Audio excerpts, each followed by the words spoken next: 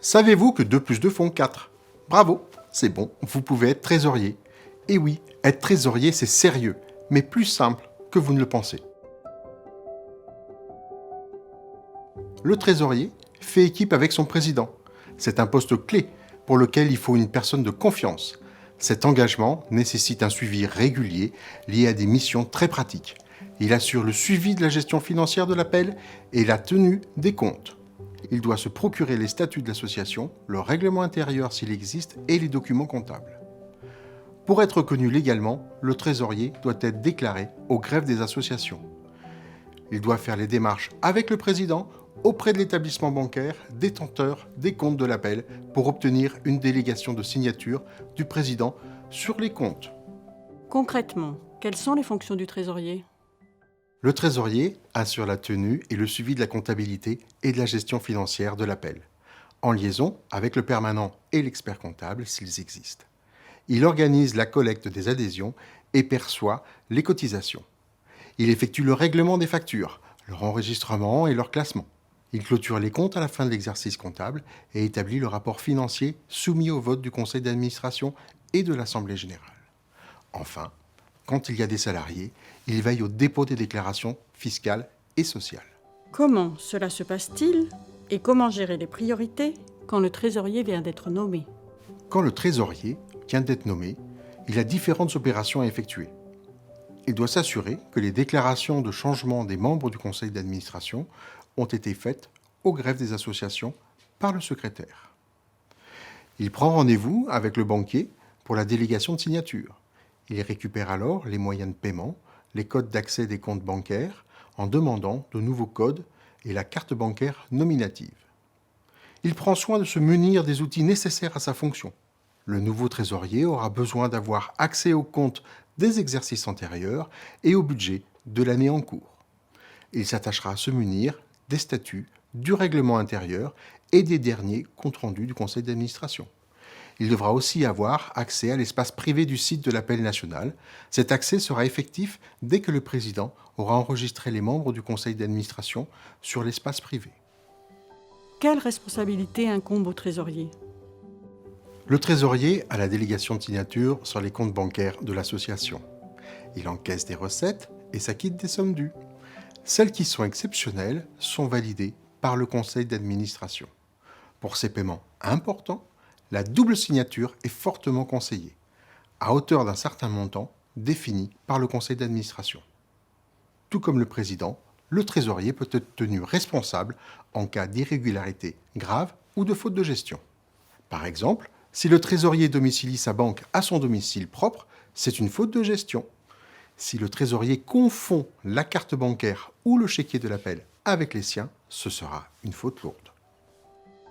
Quelles sont les compétences du trésorier? Le trésorier a une bonne connaissance de l'association, tant au niveau juridique qu'au niveau comptable. Il connaît les statuts de l'association et le règlement intérieur, s'il existe. Il connaît l'organisation générale de l'association et de la comptabilité. Il sait quelles sont les recettes de l'association, le montant de la cotisation votée, les recettes des manifestations, les subventions, les revenus de placement.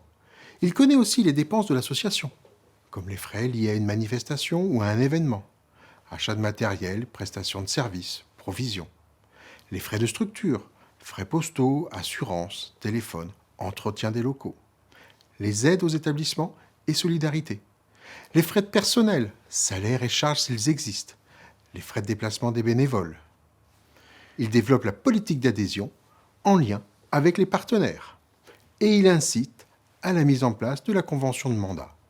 La convention signée entre le président de l'OGEC et le président de l'appel, permettant ainsi à l'OGEC de collecter les adhésions appel avec la contribution des familles.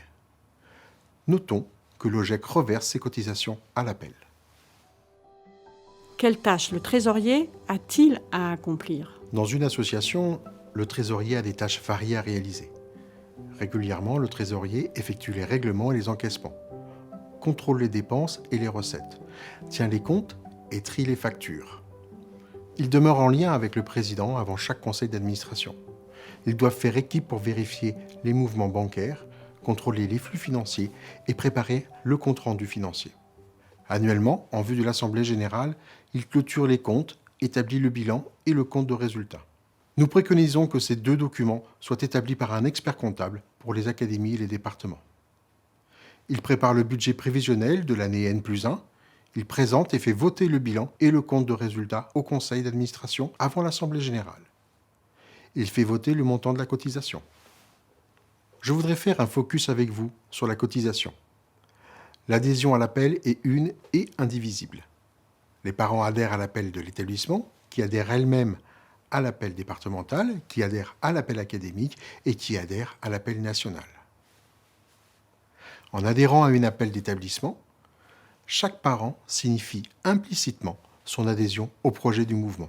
L'abonnement au magazine de l'appel Famille et Éducation est inclus dans l'adhésion au mouvement. Comme le dit cette résolution extraite du Bureau national du 5 novembre 2016, l'adhésion à l'appel est nominative, comme l'adhésion à toute association. C'est-à-dire que c'est l'un des parents qui adhère formellement. Nous ne demandons pas que les 2 parents adhèrent, sauf si les 2 parents souhaitent s'investir comme élus dans l'appel. Auquel cas, les 2 parents doivent adhérer et donc payer chacun une cotisation de façon à ce que l'on soit sûr que chaque mandat d'élu soit accompagné d'une cotisation pleine. Le trésorier doit s'assurer que tout candidat à l'élection d'un poste d'administrateur et tout administrateur en poste est bien à jour de son adhésion. Quel est le savoir-être d'un trésorier ? Le trésorier travaille en étroite collaboration avec son président. Il est rigoureux dans sa manière de faire, il doit faire preuve de discrétion et d'objectivité. Il se tient informé des projets tout au long de son mandat. Et voilà, nous avons fait le tour des fondamentaux de la fonction de trésorier d'une association. En tant que trésorier, votre mission est essentielle à la bonne marche de votre association et du mouvement. N'hésitez pas à vous tourner vers l'échelon supérieur de l'appel afin d'obtenir des conseils. Ne restez jamais seul face à des questions complexes. Bonne mission et à bientôt en formation en présentiel.